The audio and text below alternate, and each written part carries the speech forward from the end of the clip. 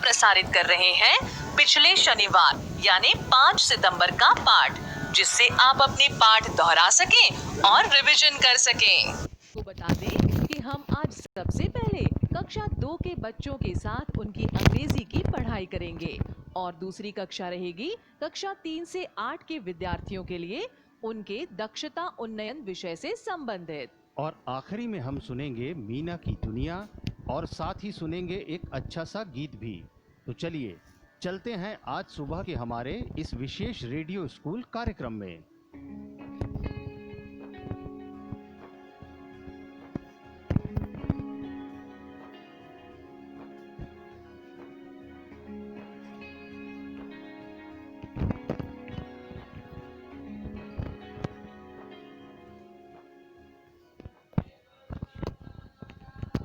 Good morning बच्चों। Good morning Raju भैया।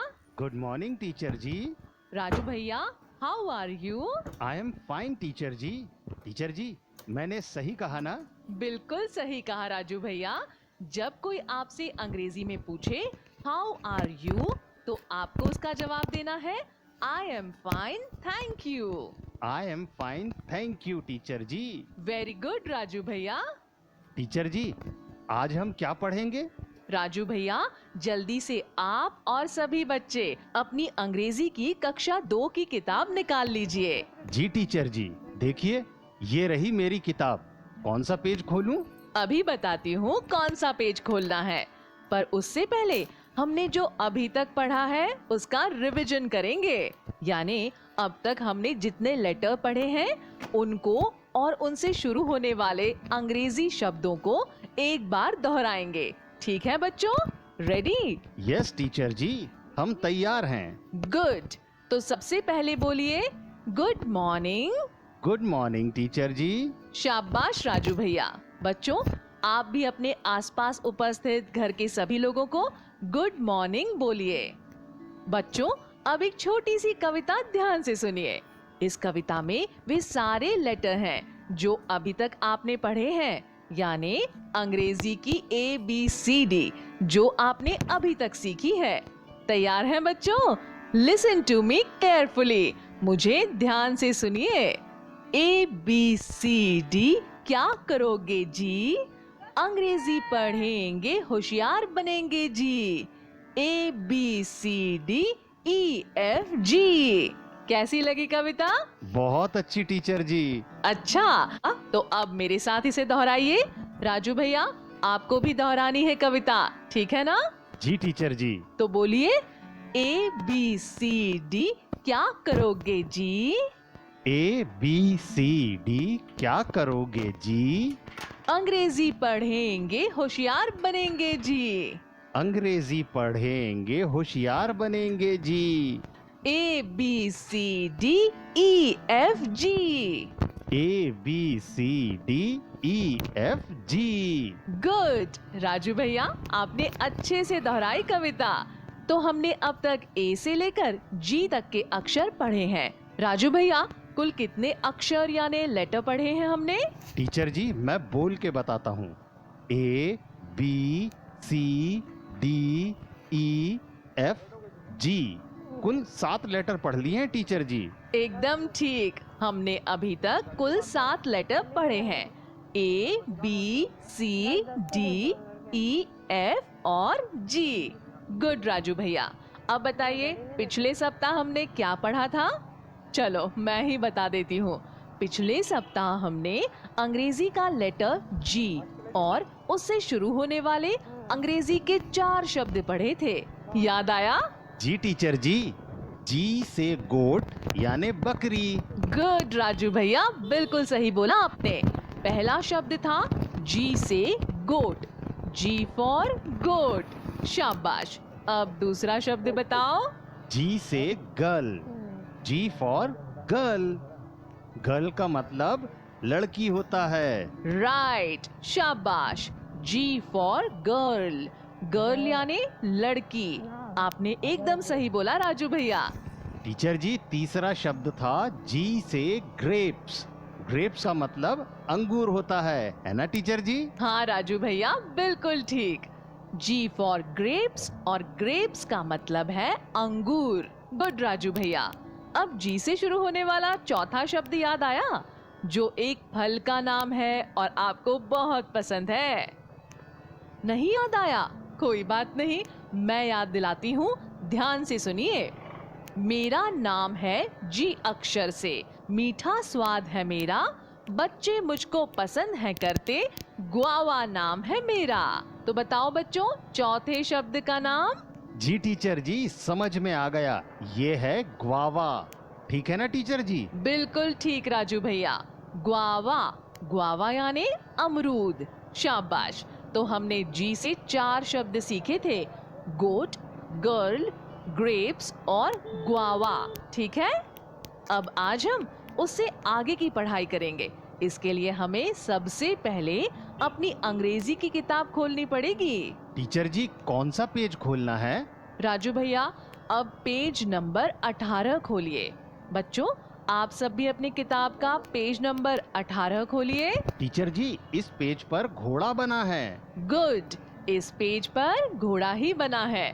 बताइए तो, कुल कितने चित्र हैं इस पेज पर बच्चों? 4 चित्र हैं टीचर जी। राइट, बिल्कुल ठीक। कुल 4 चित्र बने हैं इस पेज पर। अब बताइए, चित्रों के ऊपर भी कुछ बना है क्या? जी टीचर जी, एक तो मैं पहचान गया, बड़ा एच लिखा है, पहला वाला। ये मैंने कक्षा 1 में पहचानना सीखा था टीचर जी। गुड राजू भैया, आपने एकदम सही कहा। पहला लेटर है कैपिटल यानी बड़ा एच। बच्चों, इस पेज पर सबसे ऊपर काले रंग से 2 अक्षर बने हैं, दिखे? दिख गए? गुड। अब पहले अक्षर पर उंगली रखिए और बोलिए एच। एच। शाबाश। अब बोलिए capital H. Capital H. Good, आपने एकदम सही कहा, कैपिटल एच। अब देखिए, कैपिटल एच के बगल में एक और अक्षर बना है, दिखा? ये भी एच ही है, स्मॉल एच। बोलिए सभी, स्मॉल एच। Small H. देखिए टीचर जी, मैंने अपनी उंगली भी स्मॉल एच के नीचे ही रखी है। शाबाश राजू भैया, वेल डन। फिर से बोलिए, small H. Small H. Very good, सही कहा, स्मॉल एच। अब एच के नीचे एक चित्र बना है, उस पर उंगली रखिए। रखिए उंगली बच्चों। बच्चों, ये चित्र किसका है?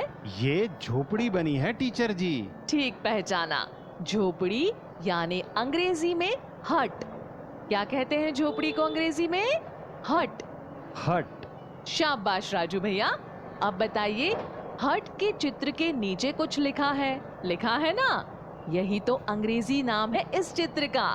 अभी अभी जो आपने बोला था, क्या था राजू भैया? टीचर जी, ये लिखा है हट। राइट, बिल्कुल ठीक।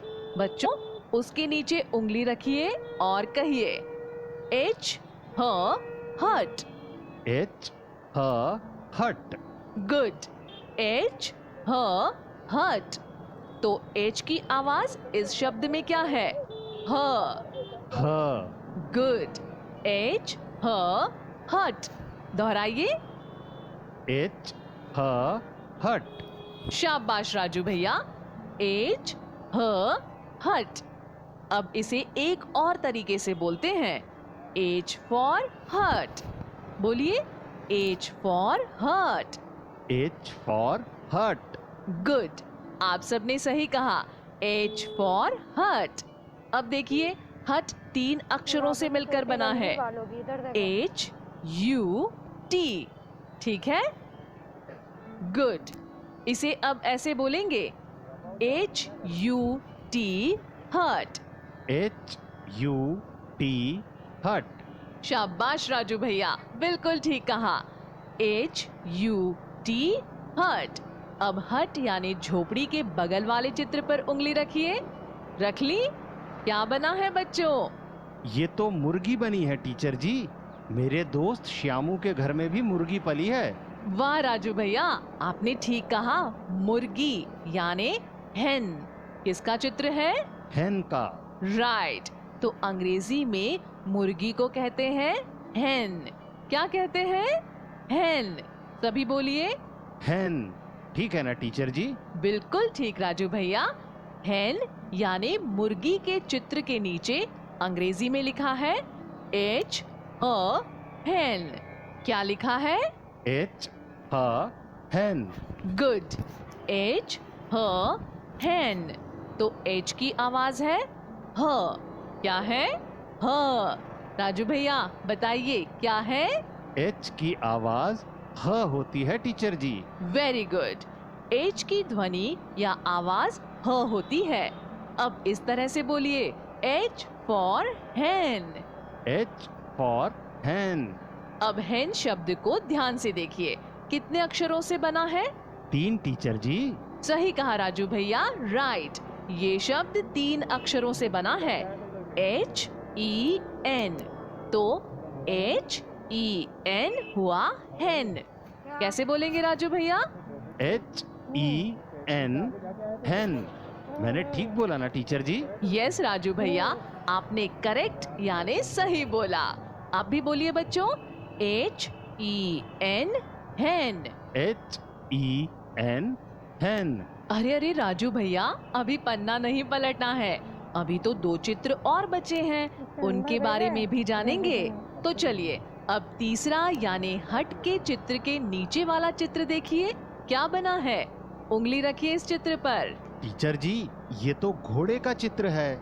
सही कहा, करेक्ट। ये तो घोड़े यानी हॉर्स का चित्र है। तो सुनिए घोड़े के बारे में। ये तो प्यारा घोड़ा है जो सरपट भागे जाता है। इस पर करूं सवारी मैं, इस पर करूं सवारी मैं, ये अंग्रेजी में हॉर्स कहलाता है। तो बच्चों, अंग्रेजी में घोड़े को क्या कहते हैं? हॉर्स टीचर जी। गुड राजू भैया। बच्चों, आपने भी सही कहा, घोड़ा यानी हॉर्स। हॉर्स। अब बोलिए H ह हॉर्स।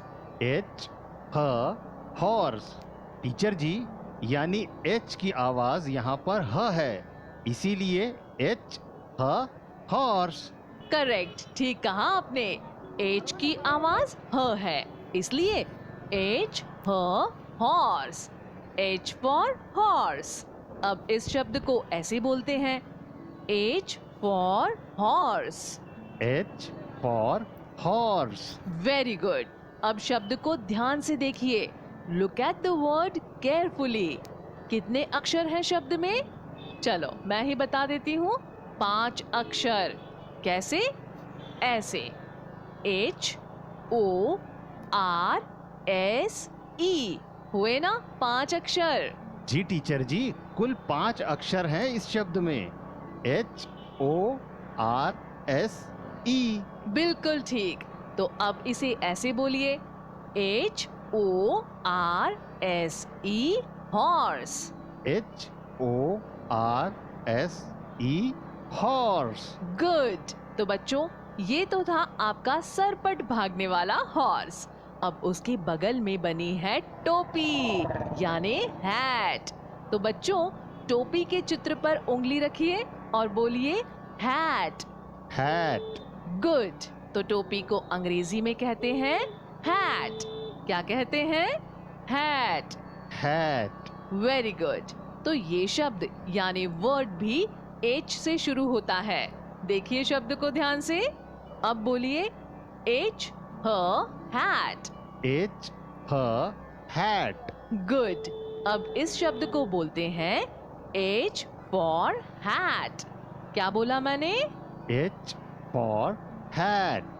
वेरी गुड राजू भैया, आपने एकदम करेक्ट यानी सही कहा, H फॉर हैट। अब हैट के नीचे लिखे शब्द को ध्यान से देखिए, look at the word carefully. इस शब्द में कितने अक्षर हैं? Teacher ji 3, number 1 h, number 2 a और नंबर 3 t।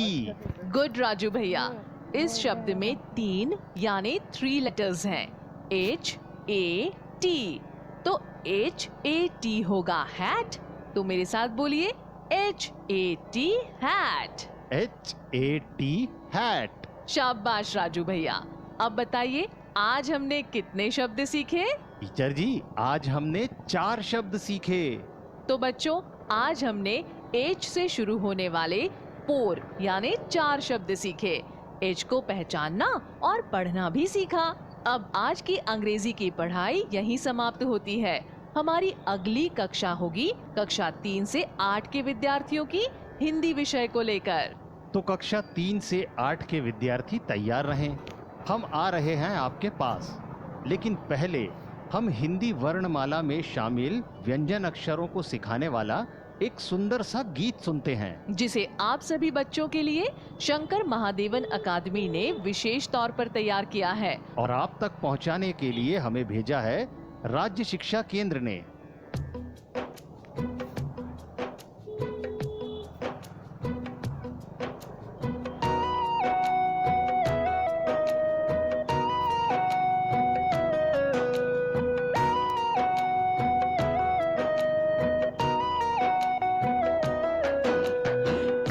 कबूतर फुर फुर फुर, क से कबूतर, ख से खरगोश, ग से गमला, घ से घड़ी। क से कबूतर, ख से खरगोश, ग से गमला, घ से घड़ी। अगला व्यंजन अंग, अगला व्यंजन है अंग, लो खत्म हुई ये पहली लड़ी। अगला व्यंजन है अंग, लो खत्म हुई ये पहली लड़ी।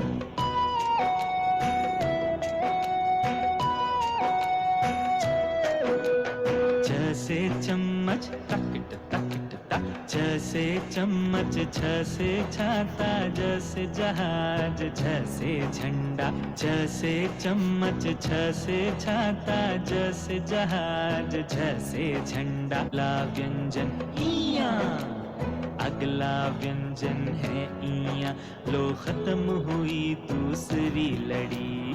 अगला व्यंजन है इया, लो खत्म हुई दूसरी लड़ी।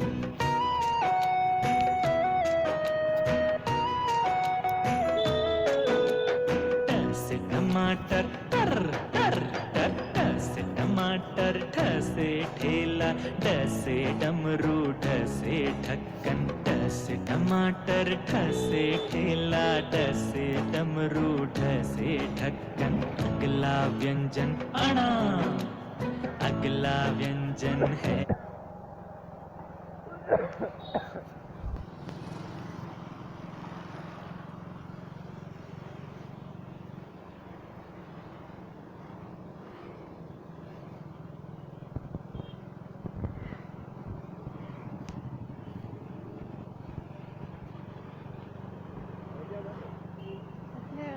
अण, लो खत्म हुई तीसरी लड़ी। अगला है अण, लो खत्म हुई तीसरी लड़ी। ध से धनुष, थ से तराजू, थ से थाली, ध से दीपक, ध से धनुष। अगला व्यंजन ना, अगला व्यंजन न से नल, लो खत्म हुई ये चौथी लड़ी। अगला व्यंजन न से नल, लो खत्म हुई ये चौथी लड़ी।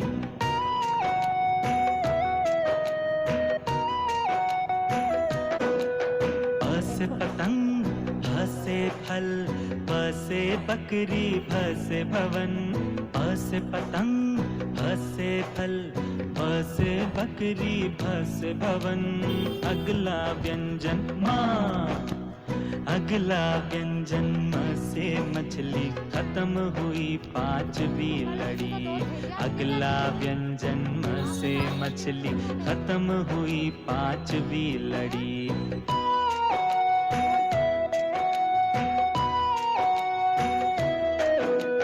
य से आक, हे य से आक, र से रस्सी, ल से लड्डू, व से वन। य से आक, र से रस्सी, ल से लड्डू, व से वन। अगला व्यंजन श, अगला व्यंजन श से शलगम, खत्म हुई ये छठी लड़ी। अगला व्यंजन श से शलगम, खत्म हुई ये छठी लड़ी। चलो चले आखिरी लड़ी पर, उसमें सीखे हम 9 व्यंजन। चलो चले आखिरी लड़ी पर, उसमें सीखे हम 9 व्यंजन।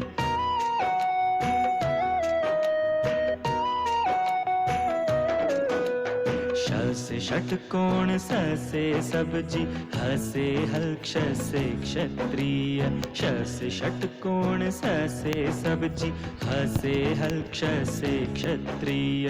त्र से त्रिशूल, अरे त्र से त्रिशूल, ज्ञ से ज्ञानी, बचे 3 श्रढ़ और ढ।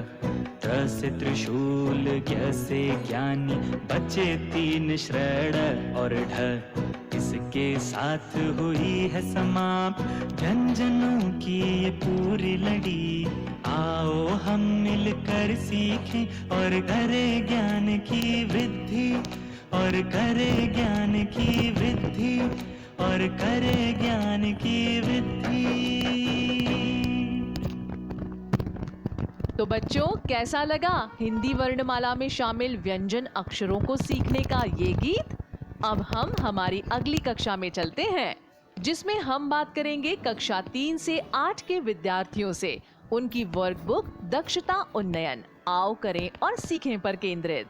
कार्यक्रम के इस भाग के आलेख को तैयार करने में श्री राम गोपाल रायकवार, कनिष्ठ व्याख्याता, डाइट कुंडेश्वर, जिला टीकमगढ़ का सहयोग है। तो आइए चलते हैं हमारी अगली कक्षा में।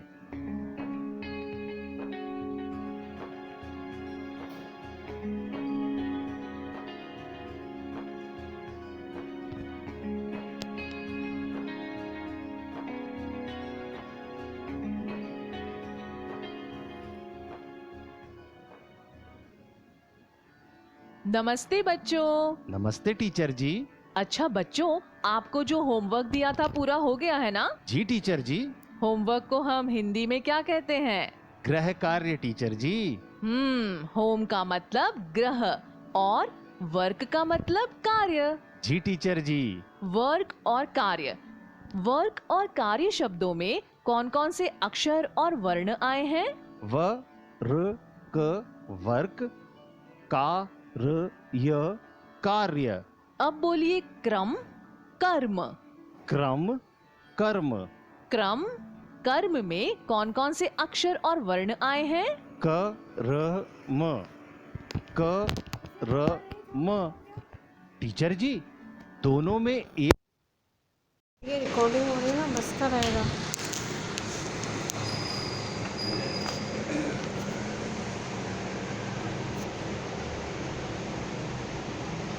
टास्क 144 में बताया था। आज हम फिर इन्हीं और इन्हीं जैसे दूसरे शब्दों पर बात करेंगे। पहले आप लोग अपने हिंदी की किताब के पेज नंबर 131 को खोलकर पाठ 13 रेफ और रकार निकालिए। मिल गया बच्चों? जी टीचर जी, हमने पाठ 13 खोल लिया है। ठीक है, आप इस पाठ में दिए क्रम और कर्म शब्दों को ध्यान से देखिए। जी टीचर जी। एक साथ पूरे पूरे शब्द बोलिए। क्रम, कर्म। इन्हें पहले की तरह अक्षर और वर्ण अलग अलग करके बोलिए। क, र, म, क, र, म। आपको लिखे हुए क्रम और कर्म में र वर्ण दिखाई दे रहा है? नहीं टीचर जी, पर मैंने र बोला तो था। राजू भैया, जब हम पूरे या स्वर वाले र को आधे या बिना स्वर वाले किसी व्यंजन के साथ मिलाकर लिखते हैं, तो र की बनावट के कारण उसे एक चिन्ह के रूप में लगाते हैं। इन चिन्हों को रकार और रेफ कहते हैं। क्या कहते हैं? रकार और रेफ।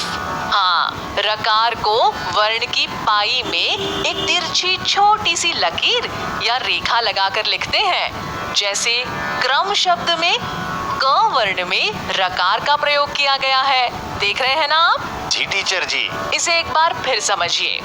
जब किसी आधे व्यंजन वर्ण के साथ पूरा र या स्वर रहित र आता है तो खड़ी पाई वाले वर्णों में र को वर्ण की पाई में एक तिरछी छोटी सी लकीर या रेखा लगाकर लिखते हैं, जैसे कम, प्रदेश, ग्रह, अग्रज, पृच्छ, क्रिया, प्रकार। इसे रकार कहते हैं। समझ गए राजू भैया? जी टीचर जी। पर आधे ट और ड वर्ण के साथ पूरे र के रकार चिन्ह को ट और ड के नीचे लगाते हैं, जैसे राष्ट्र, उष्ट्र, ऑस्ट्रेलिया, टुंड्रा, ट्रक, ड्राइवर। तब ये तीर की नोक जैसा दिखता है। जी टीचर जी, हम राष्ट्र, राष्ट्रीय और ट्रक ऐसे ही लिखते हैं। र वर्ण वाले शब्दों में र का प्रयोग किसी पूरे वर्ण के साथ आधे र या स्वर रहित र के रूप में भी होता है। इसे रेफ कहते हैं। आप इसे कर्म शब्द में देख सकते हैं। देख रहे हैं ना? जी टीचर जी। गर्व, पर्व, वर्क, कार्य, ये शब्द भी आधे र वाले शब्द हैं। इसे एक बार फिर समझिए। जब र वर्ण वाले शब्दों में र का प्रयोग किसी पूरे वर्ण के साथ आधे र या स्वर रहित र के रूप में होता है तो र वर्ण को रेफ के चिन्ह में उसके बाद आए स्वर वाले वर्ण के ऊपर लगाते हैं। ये एक घुंडी की तरह दिखता है, जैसे कर्म, धर्म, सूर्य, शर्म, निर्माण, अर्पण, दर्पण। किसी शब्द में जब कोई आधा र आता है तो उसे शीघ्रता से बोलते हैं, जैसे क, र, म, कर्म। समझ गए ना? जी टीचर जी। अब आप इस पाठ की चौथी लाइन में लिखे रकार वाले शब्द पढ़िए।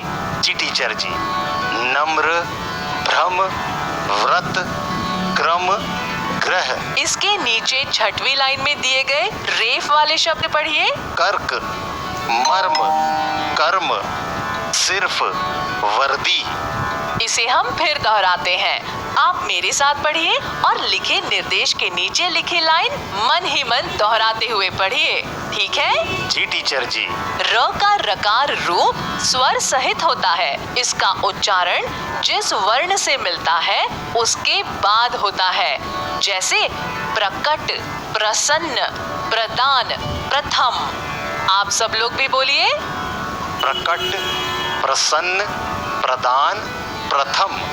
र ये स्वर रहित है। जिस व्यंजन के साथ मिलता है वो स्वर सहित होता है तथा रेफ उसके सिर पर लग जाता है। इसे रेफ कहते हैं, जैसे सूर्य, पूर्व, अर्पण, अर्जित। आप सब लोग भी बोलिए। सूर्य, पूर्व, अर्पण, अर्जित। अब मैं रकार वाले भ्रम शब्द की वर्तनी को अलग अलग करके बोलूंगी। आप सब भी उसे दोहराएंगे और ध्यान से पाठ में देखेंगे। जी टीचर जी। भ्रम, भ धन र धन अ धन म धन अ। भ्रम, भ धन र धन अ धन म धन अ। भ्रम शब्द के भ के साथ कोई स्वर नहीं है, पर र के साथ अ का स्वर जुड़ा है। इस प्रकार र स्वर सहित है। जी टीचर जी। रेफ शब्द मर्म की वर्तनी को मैं अलग अलग करके बोलूंगी। आप सब भी उसे दोहराइएगा और ध्यान से पाठ में देखिए। जी टीचर जी। मर्म, म धन अ धन र धन म धन अ। मर्म, म धन अ धन र धन म धन अ। मर्म शब्द में म के साथ अ स्वर जुड़ा है, पर र के साथ कोई स्वर नहीं है। इस प्रकार र स्वर रहित या बिना स्वर का है। समझ गए ना आप सब? जी टीचर जी। अब देखते हैं आप लोग रेफ और रकार वाले शब्दों को कितना पहचान पाते हैं। पेज नंबर 132 पर अभ्यास 181 को देखिए। जी टीचर जी।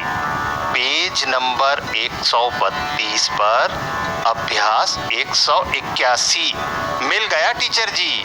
इसमें एक फुटबॉल के टुकड़ों पर लिखे कुछ रेफ और रकार वाले शब्दों को देखिए। जी टीचर जी। आपको इन रेफ और रकार वाले शब्दों को अलग अलग छांटकर फुटबॉल के नीचे रेफ और रकार के कॉलम में लिखना है। क्या करना है? रेफ और रकार वाले शब्दों को अलग अलग छांटकर फुटबॉल के रेफ और रकार के कॉलम में लिखना है। हाँ, पहला शब्द है नर्क। बताइए, ये रेफ वाला शब्द है या रकार वाला? टीचर जी, नर्क रेफ वाला शब्द है क्योंकि इसमें रेफ का चिन्ह क वर्ण के ऊपर लगा है। इसे कहाँ लिखेंगे? इसे रेफ वाले कॉलम में लिखना है। नर्क लिख लिया टीचर जी। इसी तरह रेफ वाले सभी शब्द छांटकर फुटबॉल के नीचे रेफ वाले कॉलम में लिख लीजिए। जी टीचर जी। स्वर्ग, सर्व, वर्ग, अर्थ, वर्ण, अर्क लिख लिए टीचर जी। अब आप रकार वाले शब्दों को छांटकर फुटबॉल के नीचे रकार वाले कॉलम में लिख लीजिए। जैसे ब्रज। इसे कैसे पहचानते हैं? टीचर जी, रकार वाले शब्दों में र को एक छोटी तिरछी लकीर या चिन्ह लगाकर लिखते हैं। हाँ, फुटबॉल में लिखे रकार वाले शब्दों को लिख लीजिए। जी टीचर जी। ब्रज, प्रथम, आक्रमण, प्रकाश, प्रकट, वज्र लिख लिए टीचर जी। शाबाश राजू भैया। अब पेज नंबर 133 पर अभ्यास 182 को देखिए। इस अभ्यास में कुछ रेफ और रकार वाले शब्दों को दिया है। देख रहे हैं आप? जी टीचर जी। पेज नंबर 133 पर अभ्यास 182। इसमें दिए गए शब्दों को पढ़िए। जी टीचर जी। प्रभा, अर्ज, धर्म, सब्र। अब हम इनका वर्ण विच्छेद करेंगे, जैसे भ्रम और मर्म शब्दों का किया था। वर्ण विच्छेद का मतलब है स्वर और व्यंजन वर्णों को अलग अलग करना। बिना स्वर वाले व्यंजन को उसके नीचे हलंत का तिरछा निशान लगाकर लिखते हैं। आप लोग भी मेरे साथ बोलकर वर्णों को उन शब्दों के सामने लिखेंगे। जी टीचर जी। पहला शब्द है प्रभा। इसका वर्ण विच्छेद है प, धन र, धन अ, धन भ, धन आ। प, धन र, धन अ, धन भ, धन आ। प्रभा लिख लिया टीचर जी। अगला शब्द है अर्ज। अ, धन र, धन ज, धन अ। अ, धन र, धन ज, धन अ लिख लिया टीचर जी। धर्म और सब्र का वर्ण विच्छेद आप कीजिए। जी टीचर जी। धर्म, ध, धन अ, धन र, धन म, धन अ। शाबाश राजू भैया। अब सब्र, स, धन अ, धन ब, धन र, धन अ लिख लिए टीचर जी। बहुत अच्छे राजू भैया। व्यंजन वर्ण के नीचे हलंत का निशान लगाना मत भूलिएगा। जी टीचर जी। बहुत बढ़िया। अब आप तो रेफ और रकार वाले शब्दों को अच्छी तरह पहचान रहे हैं। अभ्यास 183 में कुछ वाक्य दिए गए हैं, जिनमें एक शब्द रेफ वाला और एक शब्द रकार वाला आया है। आपको रेफ वाला शब्द छांटकर वाक्य के नीचे खाली स्थान में लिखना है। पहला वाक्य पढ़िए। जी टीचर जी। मंदिर में प्रसाद विद्यार्थियों में बांटा जा रहा था। इस वाक्य में रेफ और रकार वाले शब्द कौन कौन से हैं? प्रसाद और विद्यार्थियों टीचर जी। प्रसाद और विद्यार्थियों में रेफ वाला शब्द कौन सा है? विद्यार्थियों। इसमें थ वर्ण के ऊपर रेफ का चिन्ह लगा है। आप इस वाक्य के नीचे विद्यार्थियों शब्द को लिख लीजिए। विद्यार्थियों। जी टीचर जी। लिख लिया। अंग्रेजों की वर्दी चमकदार थी। इस वाक्य में रेफ वाला शब्द कौन सा है? वर्दी। शाबाश। इसी तरह बाकी के 3 वाक्यों में से रेफ वाला शब्द छांटकर वाक्य के नीचे खाली स्थान में लिखना है। जी टीचर जी। अगला वाक्य है प्रधानमंत्री का निर्णय अटल था। इसमें भी एक शब्द रेफ वाला और एक शब्द रकार वाला आया है। रेफ वाला शब्द कौन सा है? निर्णय टीचर जी। बिल्कुल ठीक राजू भैया। अगला है माँ ने प्रेम को आशीर्वाद दिया। रेफ वाला शब्द बताइए। इस वाक्य में आशीर्वाद शब्द में व वर्ण पर रेफ है टीचर जी। बहुत अच्छे। अब आखिरी वाक्य पढ़कर उसमें रेफ वाला शब्द बताइए और लिखिए। जी टीचर जी। सर्दियों में सूरज का प्रकाश अच्छा लगता है। इस वाक्य में सर्दियों रेफ वाला शब्द है, इसे भी हम लिख लेते हैं। शाबाश। अब पेज नंबर 134 को खोलिए और अभ्यास 184 में दिए निर्देश को पढ़िए। जी टीचर जी। हमने पेज नंबर 134 और उसमें अभ्यास 184 निकाल लिया है। इसमें लिखा है वर्ण विच्छेद से बने शब्द लिखिए। इसमें क्या करना है टीचर जी? इस अभ्यास में दिए गए अलग अलग वर्णों को मिलाकर शब्द बनाना है और लिखना है। जैसे क धन र धन म कर्म। क धन र धन म कर्म लिख लिया टीचर जी। क धन आ धन र धन य धन अ कार्य। क धन आ धन र धन य धन अ कार्य लिख लिया टीचर जी। क धन र धन म क्रम लिख लिया। क धन र धन म क्रम लिख लिया टीचर जी। बहुत बढ़िया राजू भैया। अभी इसके पहले आपने अभ्यास 183 में दिए गए वाक्यों में से रेफ वाले शब्द छांट कर लिखे थे, याद है? जी टीचर जी। अगले अभ्यास 185 में कुछ वाक्य दिए गए हैं जिनमें एक शब्द रेफ वाला और एक शब्द रकार वाला आया है। आपको रकार वाला शब्द छांटकर वाक्य के नीचे खाली स्थान में लिखना है। पहला वाक्य पढ़िए आप। जी टीचर जी। माता ने प्रकाश को आशीर्वाद दिया। इस वाक्य में रकार और रेफ वाले शब्द कौन से हैं? प्रकाश और आशीर्वाद। रकार वाला शब्द कौन सा है? आशीर्वाद में रेफ है। प्रकाश रकार वाला शब्द है टीचर जी। प्रकाश लिख लूं? हाँ राजू भैया, प्रकाश रकार वाला शब्द है। अब अगले वाक्य में रकार वाला शब्द बताइए। छात्र के प्रणाम करने पर शिक्षक ने आशीर्वाद दिया। इसमें प्रणाम रकार वाला शब्द है। बिल्कुल सही। इसमें प्रणाम रकार वाला शब्द है। अब बताइए, सूर्य का प्रकाश लाभकारी होता है। रकार वाला शब्द कौन सा है? सूर्य या प्रकाश? प्रकाश टीचर जी। बिल्कुल सही राजू भैया। अगले वाक्य को आप पढ़िए और बताइए कि उसमें रकार वाले शब्द कौन से हैं। राम सभी विद्यार्थियों में प्रथम आया है। इसमें प्रथम रकार वाला शब्द है टीचर जी। बिल्कुल सही।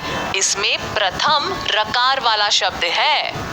अब अगला, पुष्प और प्रसून फूल के पर्यायवाची हैं। इसमें प्रसून रकार वाला शब्द है टीचर जी। शाबाश राजू भैया। इन वाक्यों में आए रकार वाले शब्द इनके नीचे लिख लीजिए। जी टीचर जी। प्रकाश, प्रणाम, प्रकाश, प्रथम, प्रसून लिख लिए टीचर जी। बहुत अच्छे राजू भैया। अच्छा बताइए, तर्क, स्वर्ग, नर्क, सर्प, निर्माण कौन से शब्द हैं? रेफ या रकार? कर्क, स्वर्ग, नर्क, सर्प, निर्माण ये सभी रेफ वाले शब्द हैं टीचर जी।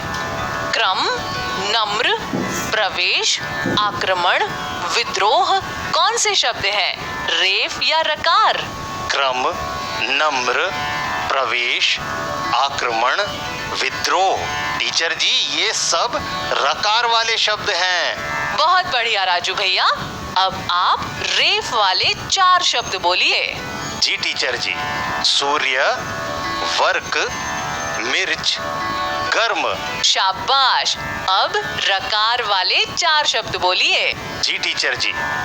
विक्रम, नम्रता, चंद्रमा, ग्रह। बिल्कुल ठीक राजू भैया। बच्चों, हमने अभी कई बार रेफ वाला या रकार वाला शब्दों का प्रयोग किया है। ये रेफ और रकार शब्दों में वाला शब्दांश लगाकर बने हैं। वाला शब्दांश पूरा शब्द ना होकर शब्द का अंश या एक हिस्सा है। इसे दूसरे कई शब्दों के साथ जोड़कर नए शब्द बना सकते हैं। जी टीचर जी। राजू भैया, आप सब पेज नंबर 135 पर अभ्यास 186 को निकालिए। जी टीचर जी। पेज नंबर 135 पर अभ्यास 186 मिल गया टीचर जी। इसमें निर्देश दिया गया है कि वाला शब्दांश जोड़कर नया शब्द बनाएं और लिखें। जैसे फूल शब्द में वाला शब्दांश जोड़कर नया शब्द बना फूल वाला। आप भी बोलिए। फूल शब्द में वाला शब्दांश जोड़कर नया शब्द बना फूल वाला। बहुत अच्छे राजू भैया। अब मैं यहाँ दिए शब्दों में से एक एक शब्द बोलूंगी। आप उसमें वाला शब्दांश जोड़कर पूरा नया शब्द बोलेंगे और उस शब्द के आगे लिखेंगे। समझ गए? जी टीचर जी। पहला शब्द है सब्जी। इसमें वाला शब्दांश लगाकर पूरा नया शब्द बोलिए। सब्जी वाला। दूध, दूध वाला। फूल, फूल वाला। दुकान, दुकान वाला। कपड़े, कपड़े वाला। शाबाश। अब आप इन्हें लिख लीजिए। जी टीचर जी। इसी तरह अभ्यास 187 में दिए गए शब्दों में ता शब्दांश जोड़कर पूरा नया शब्द बोलेंगे और उस शब्द के आगे लिखेंगे। जैसे सफल शब्द में ता शब्दांश जोड़कर नया शब्द बना सफलता। क्या बना? सफलता। इसी तरह अन्य शब्दों में ता शब्दांश जोड़कर नया शब्द बनाने और लिखने का काम आप होमवर्क में करेंगे। ठीक है? तो अब हम चलते हैं। कल फिर मिलेंगे एक नई वर्कशीट के साथ। हम आपको बता दें कि आज के ही कार्यक्रम में हम मिलेंगे अपनी दोस्त मीना से। कार्यक्रम मीना की दुनिया के जरिए। देखते हैं आज मीना हमें क्या बताती है। मीना ने है झटपट सीखे पढ़ने के चटपट तरीके हो। पहेली जो सुलझानी मीना पे है उसकी चाबी। पढ़ो पढ़ाओ और खेलो खाओ, सरल करे ये सबका जीना। चतुर चपल है अपनी मीना। हेलो नन्हे दोस्तों, मेरे साथ इंग्लिश सीखने में मजा आ रहा है ना? मुझे भी बहुत मजा आ रहा है सिखाने में। और अब्बू डब्बू का तो कहना ही क्या। बच्चों, जब हम कोई फिल्म देख के आते हैं ना और वो फिल्म हमें बहुत अच्छी लगती है तो हम उसकी कहानी सबको बताते हैं। लेकिन अगर इसी बात को इंग्लिश में बताना हो तो कैसे बताएंगे? आज हम यही सीखेंगे। सभी बच्चों को हमारा नमस्कार। हाउ इज द मूवी का क्या मतलब ये कौन है जो दौड़ती भागती चली जा रही है मीना के घर की ओर? अरे ये तो अपनी बेला है। बेला, ओ बेला, क्या हुआ? इसकी इंग्लिश होगी मूवी। अरे मीना, राजू, सुनो सुनो। अरे बेला दीदी, क्या बात हो गई? अच्छा राजू, तू बता, इस बार गांव की रामलीला में बताओ तो कुंभकर्ण कौन बना है? दीदी, कौन बना है? मेरे बाबूजी। चाचा, बाबूजी ने देखते देखते 100 पूरी और 50 लड्डू खाकर दिखा दिया सबको। बस सबने कहा कुंभकर्ण तो मेरे बाबूजी ही बनेंगे। 50 लड्डू। पर मीना, एक और बात है। क्या हुआ बेला दीदी? हर चीज से परेशान क्यों दिख रही हो? दीदी, इसलिए बच्चों बच्चों को भी शैतानियाँ नहीं करनी चाहिए और ना ही मम्मी को परेशान करना चाहिए। क्या? पर दीदी आप तो अभी सिर्फ 15 साल की हो और आप तो पढ़ना चाहती थी ना, वकील बनना चाहती थी। ये हुई ना बात। तो बोलो इसी बात पे तुम लोगों को क्या चाहिए? मैंने एक बार बोला भी मुझे नहीं करनी अभी शादी। तो अब क्या करें दीदी? सभी लोग पता नहीं मीना, मेरी तो कुछ समझ में नहीं आ रहा। खैर अभी वो छोड़ो, चलो मेरे बाबूजी की रिहर्सल देखने चलते हैं। हाँ चलो। रिहर्सल की जगह पर अच्छी